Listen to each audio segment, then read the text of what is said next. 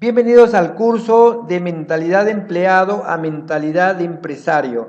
¿Te has preguntado alguna vez por qué eres empleado? Y la respuesta es muy simple, porque las universidades están diseñadas para preparar empleados y no para preparar empresarios. En la era agraria no existía el empleo, en la era agraria existían artesanos, panaderos, incluso habían personas que alquilaban pedazos de tierras al rey para ocuparse de sus tareas rurales.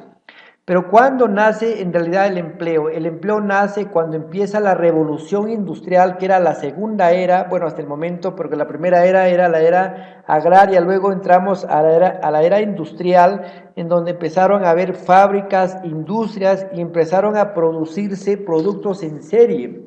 Era necesario preparar a los niños para la vida de la fábrica. Los primeros propietarios de minas, talleres y factorías en proceso de industrialización descubrieron que era casi imposible transformar a las personas que han rebasado la edad de la pubertad, ya procedan de ocupaciones rurales o artesanales, en buenos obreros de fábrica. Si se lograba encajar previamente a los jóvenes en el sistema industrial, ello facilitaría en gran medida la resolución posterior de los problemas de la disciplina industrial. Es ahí donde nace la educación general, construida sobre el modelo de la fábrica. La educación general enseñaba los fundamentos de la lectura, la escritura y la aritmética y un poco de historia y otras materias.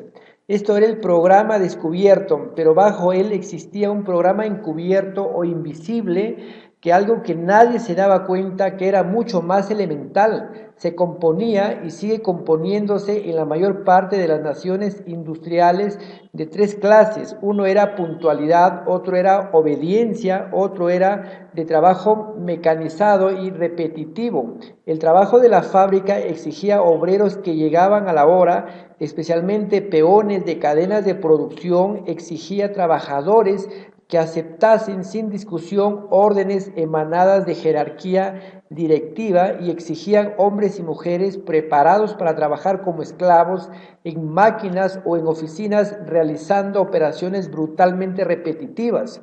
Así pues, a partir del medianos del siglo XIX, mientras la segunda era, la era industrial, se extendía por un país tras otro, asistimos a una incesante progresión educacional. Los niños empezaban a asistir a la escuela cada vez en menor edad, el curso escolar se iba haciendo cada vez más largo y el número de los años de educación obligatorio creció irresistiblemente. Pero ¿por qué hay menos empleo en la actualidad? Si te puedes dar cuenta, ahorita hablas con una operadora y te contesta un robot, eso significa que ese empleo ya no existe. Si te puedes dar cuenta que ahorita, si quieres comprar un pasaje de avión, puedes ir fácilmente a la computadora y comprar ese pasaje de avión. Esa persona que antes trabajaba en ese empleo, ya esos empleos no existen. Entonces, así como muchos de esos empleos están desapareciendo en esta nueva era, muchos empleos, se dice que la tecnología está reemplazando miles y miles de empleos todos los años. Si es que te gusta leer, aproveche leer libros físicos, porque en un futuro muy cercano ya no van a haber libros físicos, todo va a ser digitales. Entonces estamos teniendo un cambio impresionante en la nueva era. Es por eso que muchas personas están desempleadas, y sin embargo las universidades siguen votando, digamos, alumnos, digamos, con un formato de empleo. Cada vez aparecen más universidades en mi país, aparecen más centros educativos, universidades privadas que preparan a los alumnos para un mundo que ya no existe. Entonces es ahí donde se produce la crisis. En realidad la crisis es simplemente la resistencia al cambio. Muchas personas que nunca salen o no quieren salir de su zona de confort van a pasar los peores momentos por esta situación de crisis. Pero sin embargo hay algunas personas que se anticipan a los cambios, y estas personas van a tener buenas oportunidades en este tiempo de la nueva economía. Si te puedes dar cuenta, hace 200 años atrás la globalización lo hacían los países, hace 50 años atrás la globalización lo hacían las empresas y en la actualidad la globalización lo hacen las personas. Con esto de la nueva economía, del internet, con esto se han roto fronteras y tú puedes vender tranquilamente desde tu casa cualquier producto en cualquier parte del mundo. Entonces eso es que la globalización lo manejan los individuos. Es por eso que ahorita en la actualidad tienes que aprender nuevas habilidades para poder operar en esta nueva economía. Si te fijas un poco atrás, en un par de décadas atrás, los niños crecían con mamá y el papá se iba a trabajar. En la actualidad los niños crecen sin mamá y sin papá porque el papá va a trabajar y también va a trabajar la mamá y necesitas incluso de un tercer ingreso para cubrir todas tus necesidades. Hace tiempo no pagabas internet, no pagabas cable, no pagabas incluso otros servicios como es gasto de celular y otros servicios que hay en la actualidad. Entonces la economía está cambiando y tu sueldo de hace tiempo atrás no ha mejorado, sigue siendo igual y la inflación es mucho más poderosa. Entonces en este momento ya no es una opción convertirte en empresario, ya es una necesidad para poder operar en esta nueva economía. Ahora, ¿qué ventajas tienes de convertirte en empresario del siglo XXI? En este momento voy a darte unas comparaciones de cómo piensan los empleados y cómo piensan los empresarios en la actualidad para que tengas una idea de cómo es que está funcionando. Los empleados están pensando siempre en su sueldo mensual.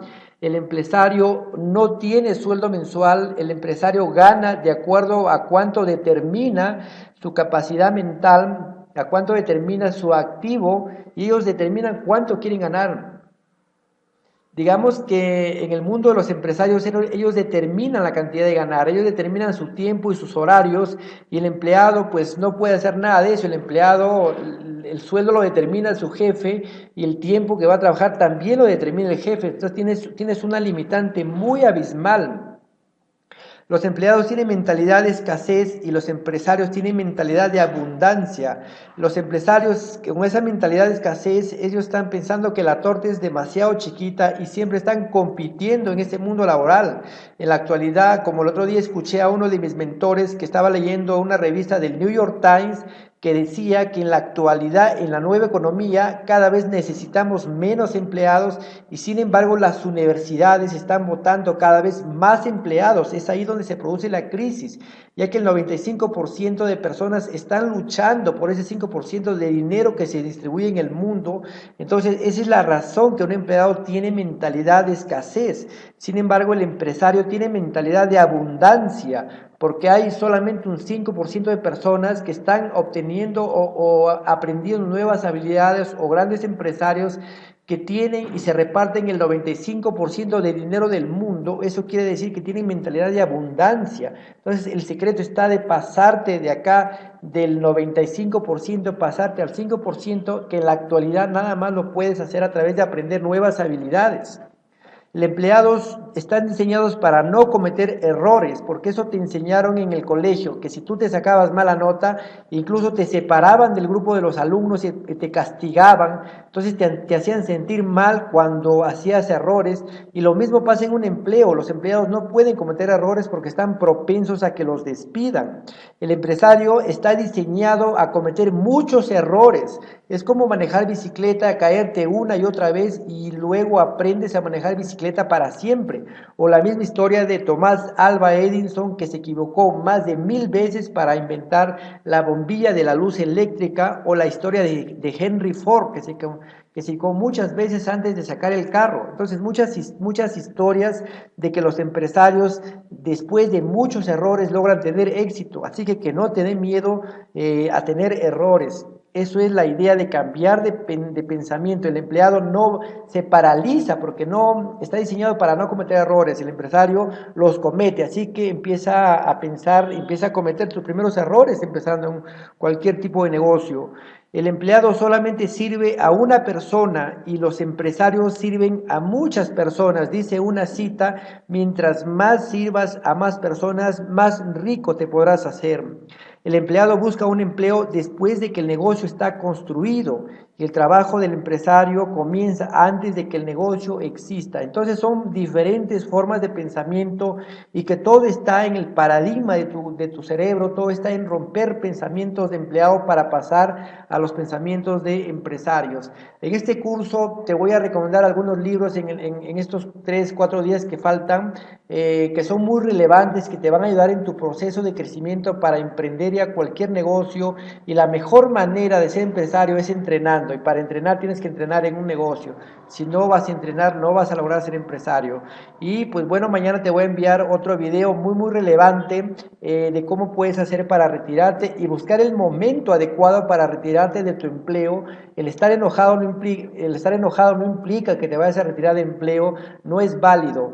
Tienes que saber y buscar y prepararte y buscar el momento adecuado para empezar ya una vida de abundancia. Te deseo lo mejor, muchos éxitos y nos vemos el día de mañana. Un abrazo, chao.